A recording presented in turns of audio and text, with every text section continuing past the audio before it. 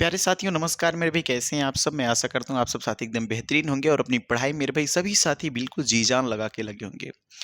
आप सभी साथी जानते हैं कि जो हिंदी साहित्य की ये क्लास चल रही है, ये हर एक एग्जाम के लिए बहुत ही महत्वपूर्ण क्लास है। और इस क्लास की जो हम लोग क्लास करते आए हैं, आज आज 9वीं क्लास हमारी हो जाएगी। तो एक बार सभी साथी जो मेरे साथ जुड़ना चाहते हैं, जो अभी नहीं जुड़े हैं, उन सभी साथी तक एक बार क्लास को मेरे भाई सभी साथी अपने जो भी सोशल मीडिया ग्रुप्स हैं उन तक शेयर कर दें। तो आ जाओ मेरे भाई, आज के सेशन का सबसे पहला क्वेश्चन हम देखते हैं। ये हर एक गवर्नमेंट एग्जाम, जितने भी गवर्नमेंट एग्जाम है, उन सभी एग्जाम को टारगेट करके आपके सामने ये जो भी क्वेश्चंस हैं उन सबको रखा जा रहा है।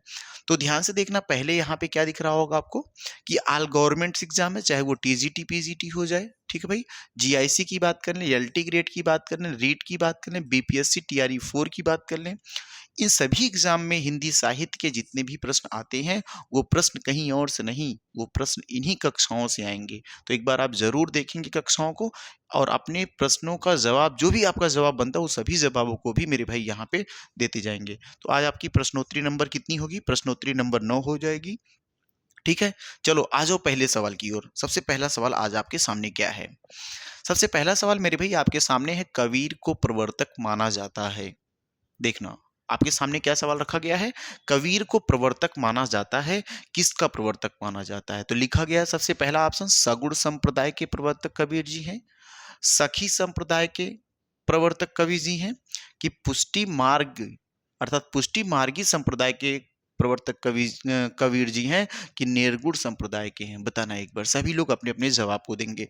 अगर हम आपसे बात करते हैं, यहाँ पे देखना, अगर मैं आपसे मेरे भाई बात करूं कि बोलूं, यहाँ पे देखो पुष्टि मार्गी संप्रदाय की अगर आपको बात याद होगी तो बिल्कुल याद रखना, पुष्टि मार्गी संप्रदाय के जो प्रवर्तक हैं वे कौन है? तो बोलोगे वल्लभाचार्य हैं।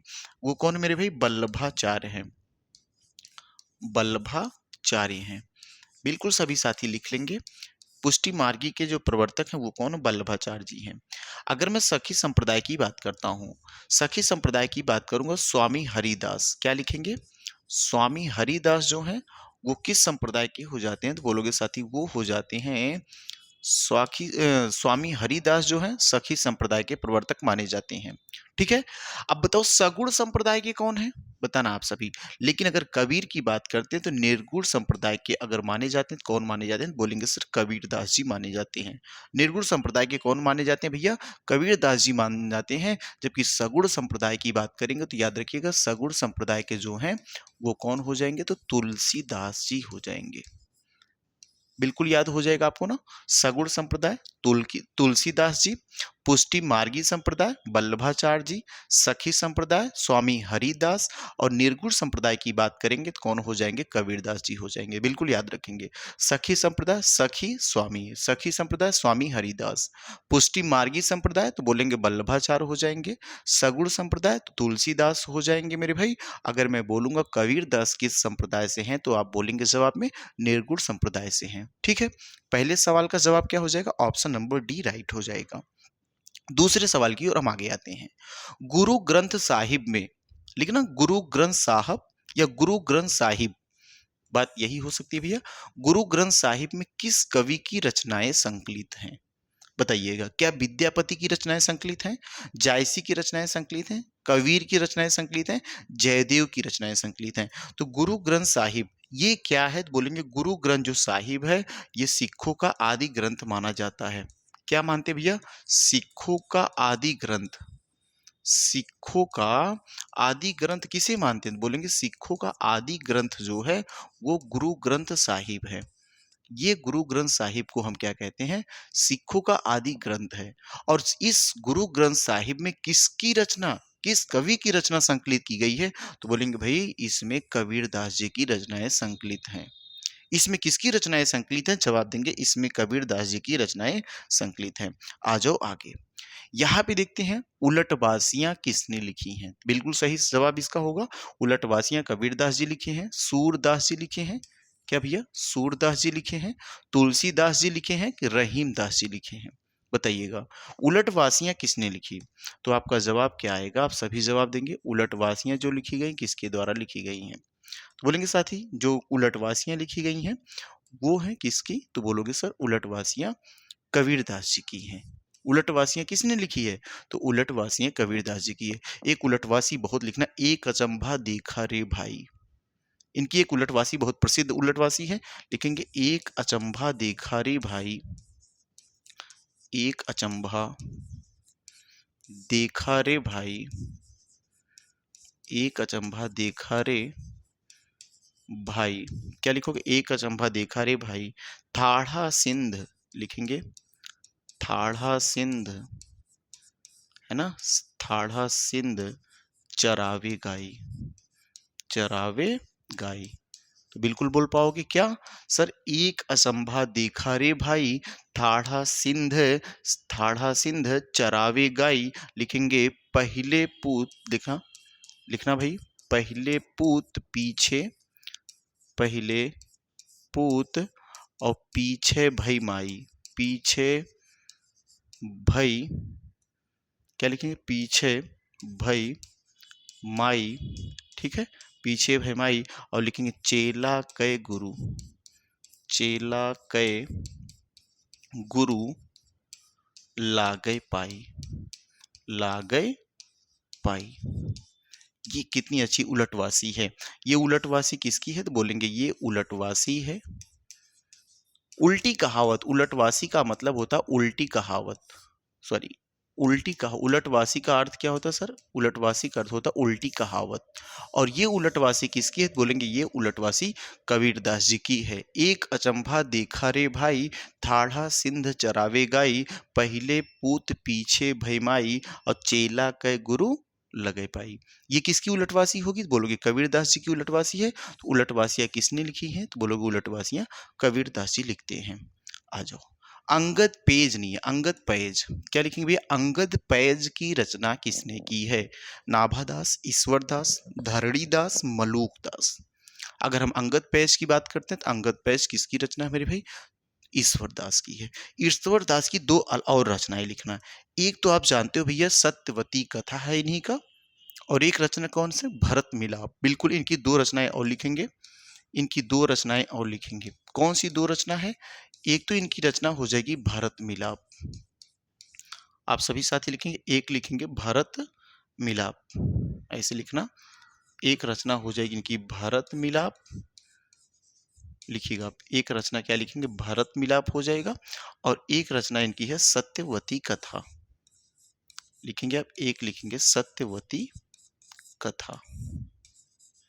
ये दोनों रचनाएं किनकी हैं? तो बोलोगे ये दोनों रचनाएं ईश्वरदास जी की हैं। और एक और रचना कौन सी? अंगद पैज। अंगद पैज भी किसकी? तो बोलोगे भैया ईश्वरदास जी की है। ठीक है, नेक्स्ट सवाल की ओर आते हैं। अगला सवाल आपके सामने है, ज्ञानदीप के रचयिता का नाम बताओ। मंझन है, उस्मान है, कुतुबन है, शेख नबी है। तो बिल्कुल बहुत ही शानदार सवाल मेरे भाई। अगर मैं बोलूंगा ज्ञानदीप के रचयिता कौन है, तो बिल्कुल तक देखेंगे सभी और बताएंगे ज्ञानदीप के रचयिता कौन है। तो आप याद रखना मेरे भाई, ज्ञानदीप जो रचना का रचयिता है वो कौन है? तो बोलोगे ज्ञानदीप रचना शेख नबी की है। किसकी है? शेख नबी की है। शेख नबी की बात करते हैं, ये सूफी रचनाकार हैं। ये कैसे रचनाकार हैं? बोलेंगे साथी, सूफी रचनाकार हैं, है ना।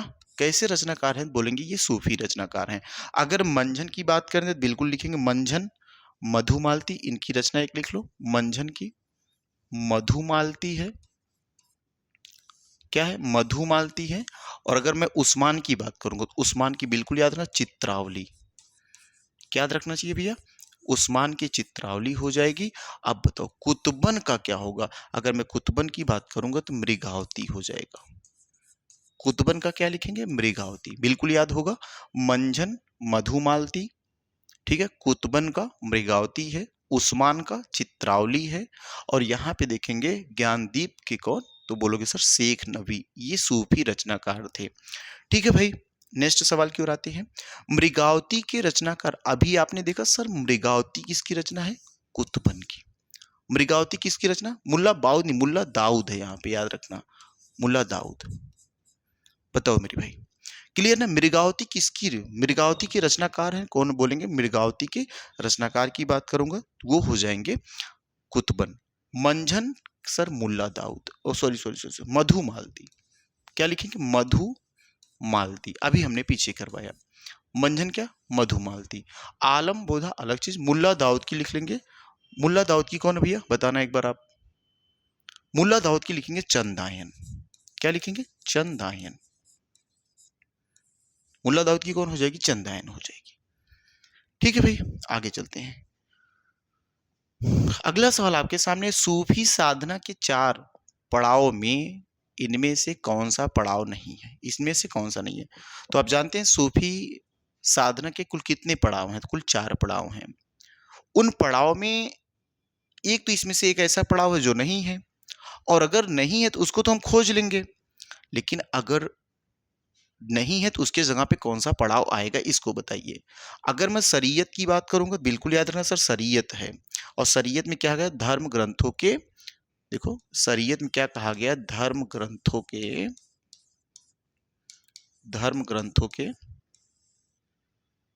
धर्म ग्रंथों के, या सुन लिखो, धर्म ग्रंथों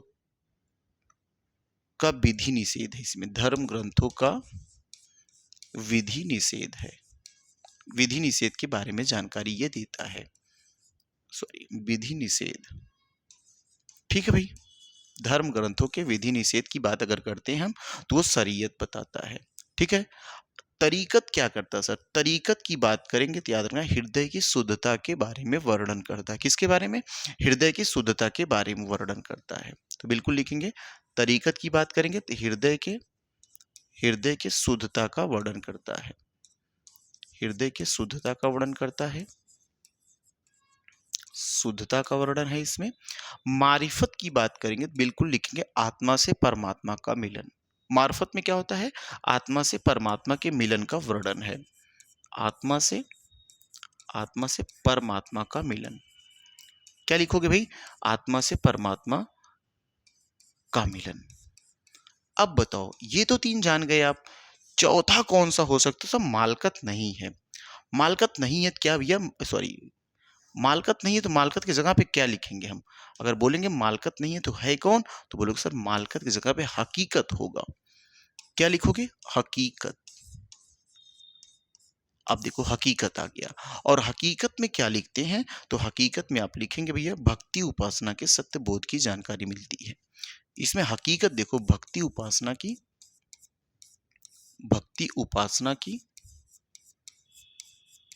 या भक्ति उपासना से सत्य बोध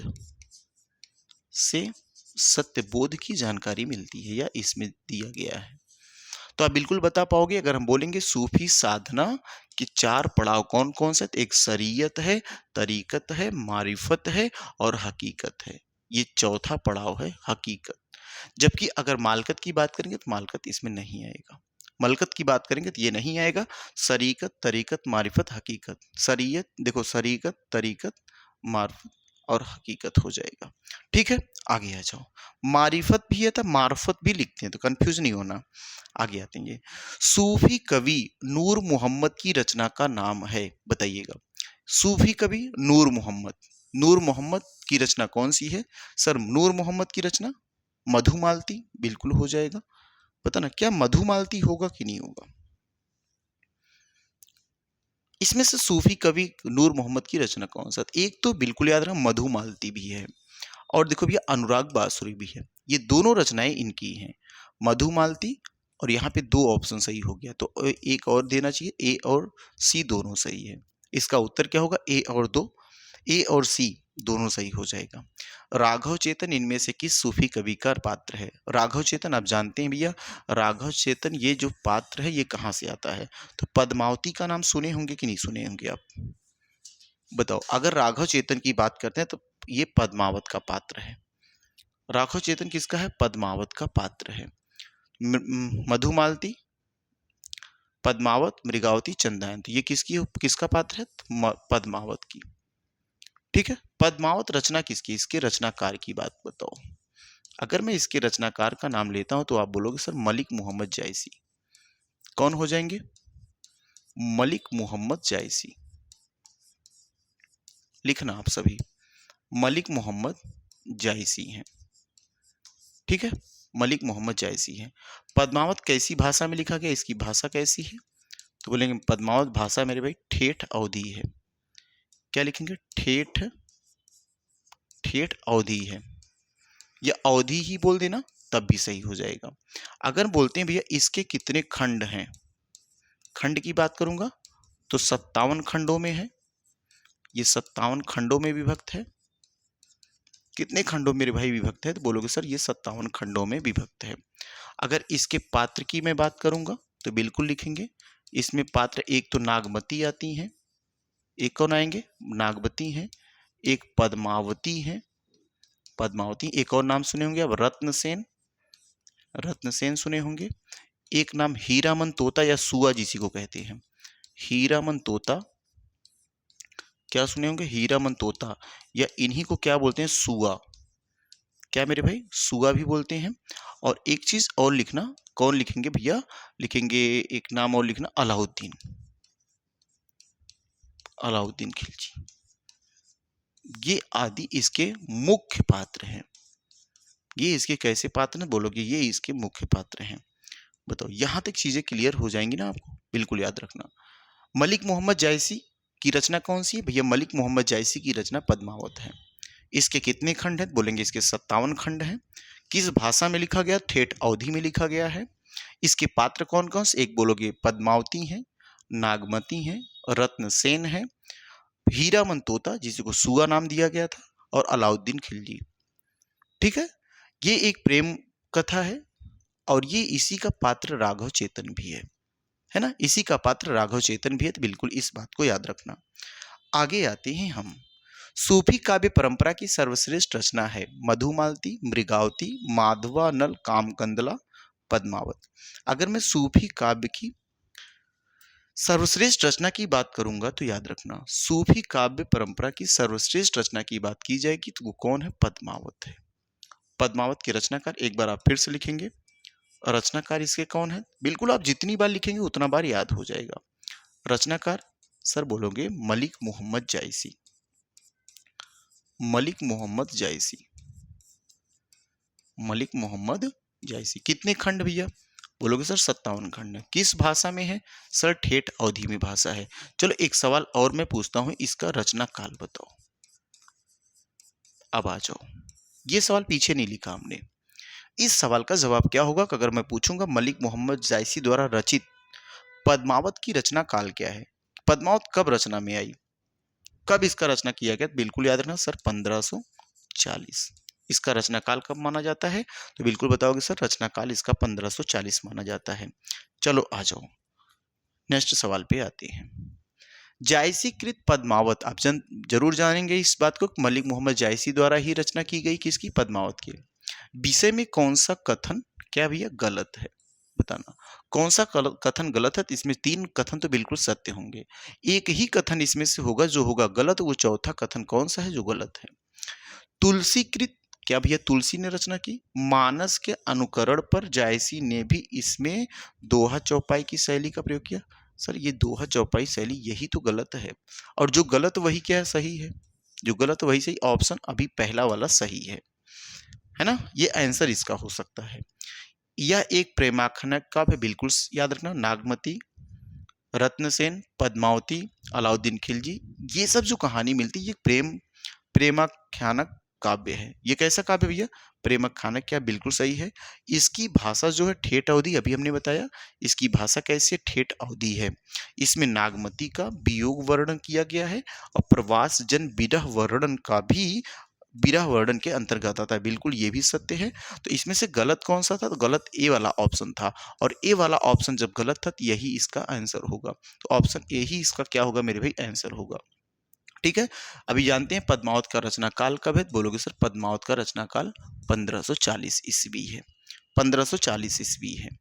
आप बताइए शाह निजामुद्दीन चिश्ती की शिष्य परंपरा में हाजी बाबा, बहुत बढ़िया सवाल है। आप देखेंगे हाजी बाबा के शिष्य कौन है? बताना किसमें? शाह निजामुद्दीन चिश्ती की शिष्य परंपरा में हाजी बाबा के शिष्य कौन है? बताना मेरे भाई। 12 नंबर सवाल आपके सामने है कि हाजी बाबा के शिष्य कौन है? हाँ, हाजी बाबा के शिष्य कौन है? तो बिल्कुल याद रखें, हाजी बाबा के शिष्य जौन थे वो कौन थे? उस्मान थे। उस्मान की एक रचना याद रखेंगे जिसका नाम है चित्रावली। चित्रावली, ठीक है। और एक चीज और जानते हैं, उस्मान के पिताजी का क्या नाम है? शेख हुसैन नाम था। क्या नाम था? इनके पिताजी का नाम शेख हुसैन था। ये कहाँ के थे? तो गाजीपुर के थे। कहाँ के लिखेंगे इनका? अगर हम बोलते हैं तो ये कहाँ के थे सर? गाजीपुर के थे। कितने भाई थे ये? 5 भाई भी थे। कितने भाई थे ये? 5 भाई थे। उस्मान, चित्रावली इनकी रचना है। पिता का नाम शेख हुसैन, कहाँ के रहने वाले थे? गाजीपुर के रहने वाले थे। और बोलेंगे हाजी बाबा के शिष्य थे उस्मान। बिल्कुल सही जवाब होगा। अगले प्रश्न पे आते हैं। निम्नलिखित में से कौन सा कथन सूफी कवियों के संबंध में सत्य नहीं है? कैसा सवाल है? सत्य नहीं है। कौन सा ऐसा सूफी कवियों के संबंध में कथन सही नहीं है? सूफी कवि अमर प्रेम के उपासक और गायक थे। अमर प्रेम के उपासक और गायक थे? नहीं भैया, सूफी कवि नहीं थे। ये सभी कवि राजाओं के दरबारी थे। बिल्कुल सत्य बात ये है कि जितने भी सूफी कवि आते हैं वो सभी राजाओं के दरबार में रहा करते थे। राजाओं के ऊपर राजाओं से आश्रित होते थे, या राज दरबार में उन्हीं राजाओं के वीरता के या उन्हीं राजाओं के महानता का वर्णन करते थे। तो आप इस चीज को बोल सकते हो कि बिल्कुल ये वाली तो ऑप्शन सही है, लेकिन हमें खोजना कौन सही नहीं है। सभी सूफी कवियों ने मनसब शैली, बिल्कुल सत्य एक चीज जानना, सूफी कवियों ने किस शैली का प्रयोग किया है? तो मनसवी शैली का, देखो मसनवी शैली का प्रयोग किया है। बिल्कुल सही है। इन्होंने प्रबंध काव्यों की भी रचना की है। सत्य ये भी है, ये भी है। तीनों विकल्प सही है, तो कौन सा सही नहीं है? तो ऑप्शन नंबर ए आपका क्या होगा भैया? ऑप्शन नंबर ए ही आपका आंसर होगा कि जितने भी सूफी कवि होते थे वो अमर प्रेम के उपासक नहीं थे और ना ही गायक थे।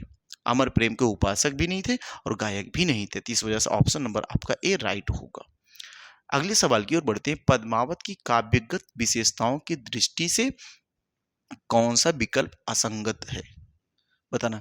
पद्मावत की काव्यगत विशेषताओं से, काव्यगत विशेषता क्या होती थी इसके बारे में देखेंगे। दृष्टि से कौन सा विकल्प असंगत है? इसमें इसका अर्थ ये है, इसमें से 3 विकल्प आपको संगत मिलेंगे, 3 विकल्प बिल्कुल सत्य मिलेंगे, चौथा विकल्प आपको गलत मिलेगा। वो चौथा विकल्प है कौन सा? तो आप देखेंगे, नक्सिक वर्णन, लोक सामान्य भावभूमि और प्रतीकात्मक, बिल्कुल ये बात हो सकती है।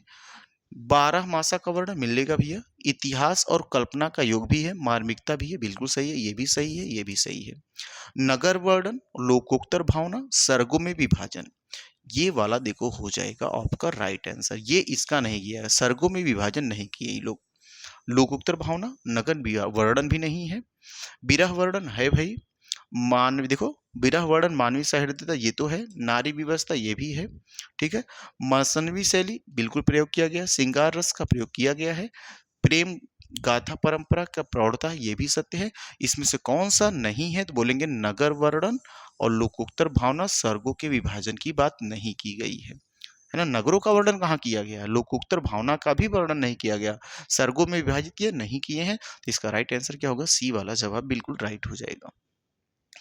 मलिक मोहम्मद जायसी ने पद्मावत में 12 वासा, देखो 12 मासा पद्धति का उपयोग के लिए किया। नक्सिक वर्णन के लिए, विरह वर्णन के लिए 12 मासा का प्रयोग मेरे भाई किसके लिए किया गया? तो बिल्कुल याद रखना, 12 मासा का प्रयोग विरह वर्णन के लिए किया गया है। किसके लिए किया गया 12 मासा का प्रयोग? अगर हम देखते हैं तो विरह वर्णन के लिए किया गया है। बिल्कुल इस यहाँ तक आप बताएं कि आपके जो भी जवाब है बेहतरीन है, चीजें आपको समझ में आ रही मेरे भाई। चलो आगे आ जाते हैं, अगले सवाल पे आते हैं। निम्नलिखित में से कौन सा विकल्प रचना और रचनाकार की दृष्टि से गलत है? बताना।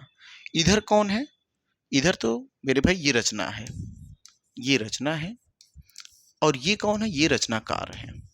तो आप बताना कौन सी रचना और रचनाकार में असंगत है, जो संगत नहीं है। तो बिल्कुल देखेंगे आप और बताएंगे। अगर मैं बोलता हूं मृगावती बिल्कुल कुतुबन की रचना है, ये तो बात सत्य है, ठीक है। पद्मावत मलिक मोहम्मद जायसी, ये भी बात मेरे सत्य है, ए और बी बिल्कुल राइट है। मधुमालती मंझन बिल्कुल राइट आंसर हो जाएगा। तो ये तीनों सही है। तो आखिरी कलाम तो आप जानते हैं, पद्मावत, अखरावट और आखिरी कलाम जो रचना है वो मलिक मोहम्मद जायसी की है। ये किसकी रचना सर? मलिक मोहम्मद जायसी की है। आप लिख पाएंगे मलिक मोहम्मद, ये तो जायसी की है। अब अच्छा बताओ, मुल्ला दाऊद किसकी है? अगर मैं मुल्ला दाऊद की बात करूंगा तो इसका बताना, मुल्ला दाऊद रचना किस, इनकी रचना कौन सा है? तो बोलोगे सर इनकी रचना अभी आपने पीछे पढ़ा था, इनकी रचना है चंदायन। कौन सी रचना हो जाएगी? इनकी रचना हो जाएगी चंदायन। एक बार अगले प्रश्न की ओर फिर से बढ़ते हैं हम। चंदायन रचना काल कब हुआ? बिल्कुल बताओ। चंदायन किसका है? बिल्कुल याद रखना सर, चंदायन जो रचना है इसके रचनाकार मुल्ला दाऊद हैं। इसके रचनाकार कौन है? तो बोलेंगे इसके रचनाकार मुल्ला दाऊद हैं। रचनाकार का नाम लिखेंगे, कौन हो जाएंगे? मुल्ला दाऊद। आप लिखेंगे कौन हो जाएंगे भैया? मुल्ला दाऊद हो जाएंगे। ठीक है। अगर इसकी रचनाकाल की बात करेंगे तो बिल्कुल याद रखना रचनाकाल 1379 है। रचनाकाल का 1379, 2-3 बार आप याद करेंगे आराम से याद हो जाएगा। ठीक है भाई, आगे आते हैं। मोही का हसेसी की कोहरसी, कोहरही, इसका क्या तात्पर्य है? इसका तात्पर्य अगर इस कहानी को जानना, थोड़ी सी कहानी सुन लो। जैसे एक जहांगीर, जहांगीर नाम सुने होंगे, या एक शासक था, और जहांगीर के दरबार में एक बार कौन जाते हैं? बोलोगे मलिक मोहम्मद जायसी। कौन जाते हैं मेरे भाई? मलिक मोहम्मद जायसी। अब ध्यान से सुनना, जो मलिक मोहम्मद जायसी थे, इनका जो चेहरा था ये बेढंगा था, माने जो चेहरे की बनावट थी। किसकी बनावट? चेहरे की बनावट। अगर मैं चेहरे की बनावट की बात करूंगा तो इनके जो चेहरे की बनावट थी वो बेढंग थी, बेढंग थी। और एक तो इनको चेचक हो गया था, और चेचक हो जाने के कारण इनके मुंह पे क्या थे? मुंह पे धब्बे पड़ गए थे, मुंह पर धब्बे पड़े हुए थे। ठीक है, मुंह पे क्या पड़े भैया? धब्बे पड़े हुए थे। अब जब इनको चेचक हुआ तो चेचक की वजह से देखते ना आप, मुंह पे दाने दाने दाने सब पड़ जाते हैं, फफोले उबड़ आते हैं और उबड़ खाबड़ मुंह हो जाता है पूरी तरीके से। तो इनका जो चेहरा था पूरी तरीके से उबड़ खाबड़ हो गया, और इनकी जो बनावट थी सही थी नहीं। तो जब ये उनके दरबार में पहुंचे जहांगीर के, तो जहांगीर इनको देख करके, बेढंग चेहरा और बनावट को देख करके जहांगीर को बड़ी तेजी से हंसी आ गई, और जहांगीर मलिक मोहम्मद जायसी के ऊपर क्या करने लगा भाई? हंसने लगा। अब ऐसी स्थिति से मलिक मोहम्मद जायसी जब वो हंसने लगा तो उसकी हंसी से, उस हंसी का जवाब कैसे दें? अब राजा महाराजा के सामने तो हम व्यंग्य या तंज दे नहीं सकते, तो इन्होंने बोला अपनी वाणी में तंज। क्या बोला? कि मोही का हंसेसी, कि मेरे ऊपर हंस रहे हो, कि मुझे बनाने वाले के ऊपर हंस रहे हो, उस कुम्हार के ऊपर हंस रहे हो जो मुझे बनाया है। तो इसी बात को यहाँ लिखा गया, मोही का हंसेसी की या कोहरसी। लिखा ना कि कुम्हार मुझे देखकर हंसता, भैया कुम्हार देखकर नहीं हंसता था। हंसा कौन देख के? बोलोगे देख के तो अलाउद्दीन, जहांगीर ने हंसा, सॉरी सॉरी जहांगीर बोल रहे, शेरशाह सूरी ने हंसा। गलती हुई भाई, किसने? यहां रखेंगे शेरशाह सूरी। किसने हंसा था साथी? शेरशाह सूरी। जहांगीर बोल दिए, किसने हंसा था? शेरशाह सूरी। लिख लेंगे इस बात को, किसने हंसा? तो बोलेंगे शेरशाह सूरी ने हंसा। ठीक है। मलिक मोहम्मद जायसी के ऊपर शेरशाह सूरी हंसा था। अलाउद्दीन, सॉरी वहां गलत हो गया था, ये शेरशाह सूरी लिखेंगे। कुम्हार मुझे देखकर हंसता नहीं, कुम्हार देख के नहीं हंसता, शेरशाह सूरी देखकर हंसा। मेरे हंसने से क्रोधित हो गए? नहीं भैया, मुझ पर हंसते हो या उस कुम्हार पे हंसते हो? ये बात क्या होगी? सत्य होगी कि मलिक मोहम्मद जायसी ने शेरशाह सूरी के सामने कहा कि मुझ पे हंसते हो, कि मुझे बनाने वाले उस कुम्हार पे हंसते हो। तो ऐसी बात को सुन करके शेरशाह सूरी अचंभित हो जाता है और वो शांत हो जाता है। आगे आते हैं सवाल। पद्मावत की रचना शैली क्या है? बताइएगा। मुक्त गीतात्मक शैली है, संस्कृत प्रबंध काव्यों की सर्गबद्ध शैली है, लोक गीतों की शैली है, फारसी की मसनवी शैली है। बिल्कुल याद रखेंगे, फारसी की मसनवी शैली क्या है? पद्मावत की रचना की शैली है। पद्मावत की रचना की शैली है। अगले प्रश्न में आते हैं, निम्नलिखित में से कौन सी पुस्तक जायसी की नहीं है? तो अब जानते हैं, मलिक मोहम्मद जायसी की प्रसिद्ध पुस्तक पद्मावत है, अखरावट है, आखिरी कलाम है। तो बिल्कुल यहाँ पे देखेंगे सर, मृगावती, पद्मावत भी है, अखरावट भी है, और अखरावट और आखिरी कलाम, ये तीनों रचनाएं मलिक मोहम्मद जायसी की हैं, जबकि मृगावती नहीं है। मृगावती नहीं है, तो मृगावती जब नहीं है तो मृगावती ही आपका क्या होगा, राइट आंसर हो जाएगा। अगले प्रश्न की ओर आते हैं, जायसी की काव्य भाषा क्या थी? आप जानते हैं मलिक मोहम्मद जायसी कैसी रचनाएं की?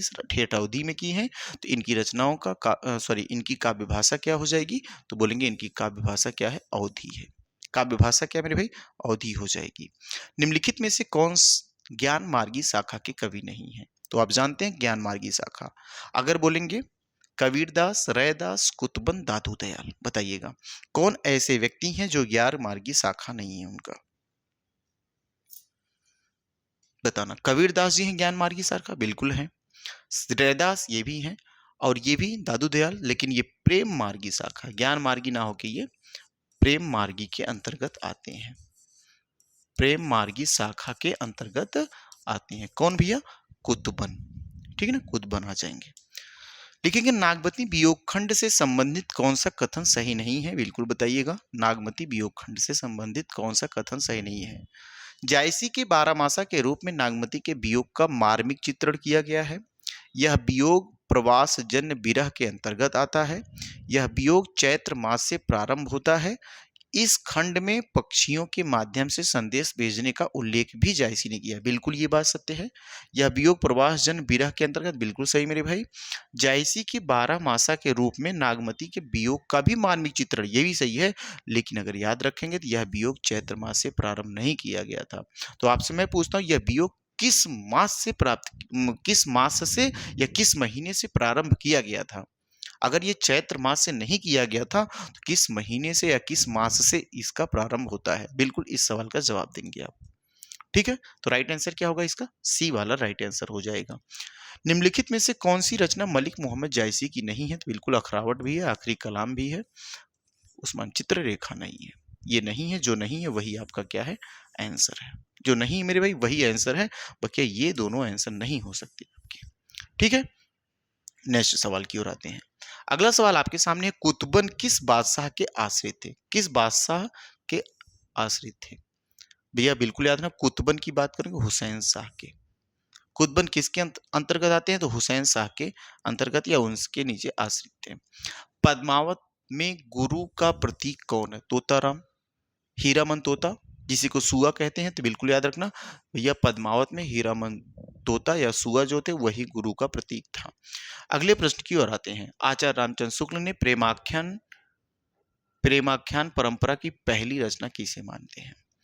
याद रखना, एक तो गणपति चंद्र गुप्त के अनुसार भी इस बात को याद रखना, राम कुमार वर्मा जी के भी अनुसार रखना, हजारी प्रसाद द्विवेदी जी के भी अनुसार रखना, और एक तो आप आचार्य रामचंद्र शुक्ल जी को देख ही रहे हो। तो बिल्कुल इस चीज को याद रखना चाहिए आपको।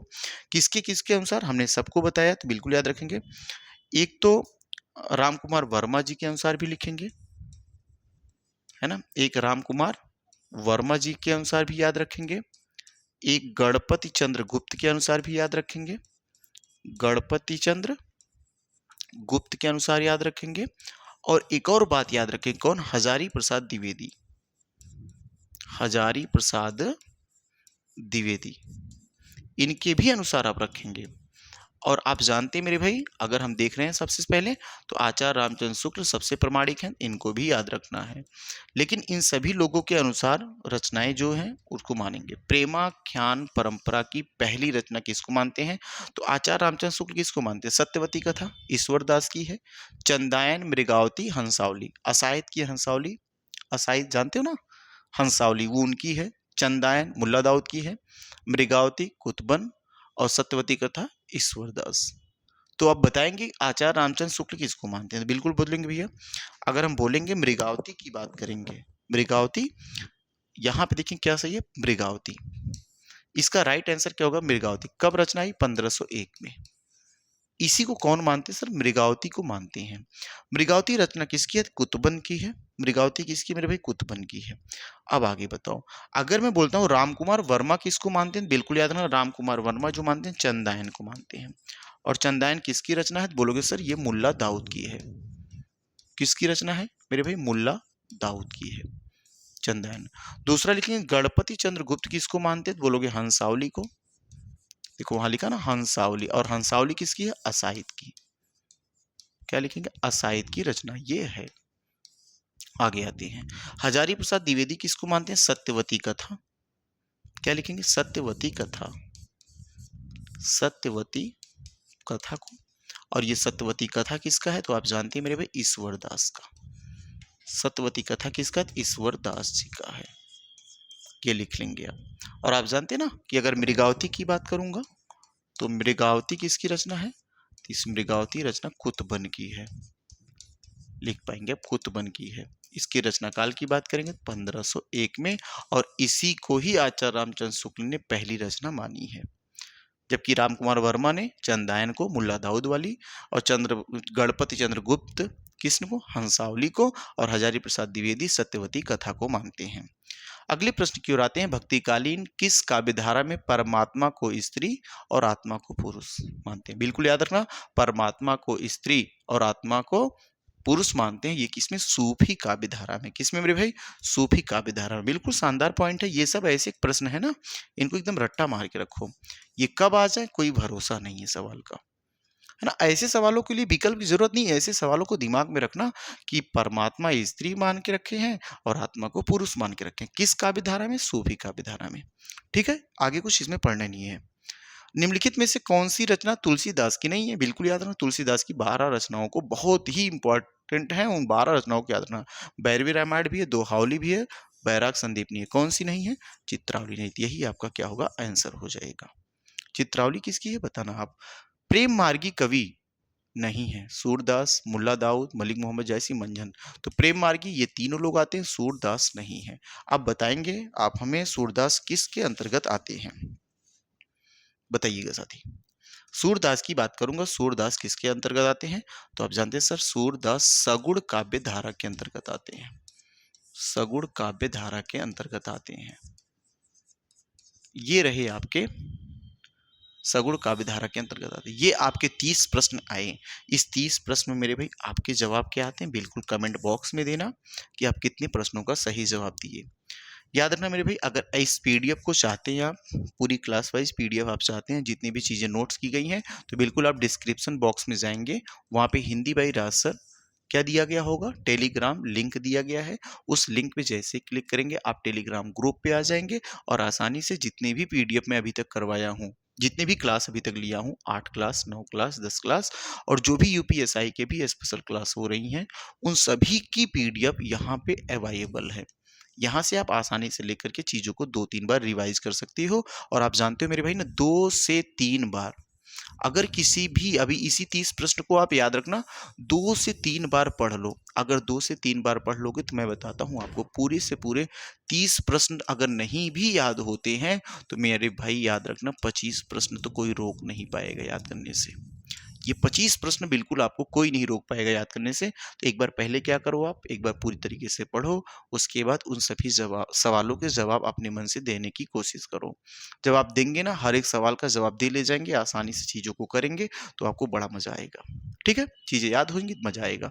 एक काम और आपको मेरे भाई करना है, साथ ही साथ चैनल को सब्सक्राइब भी कर लेना है।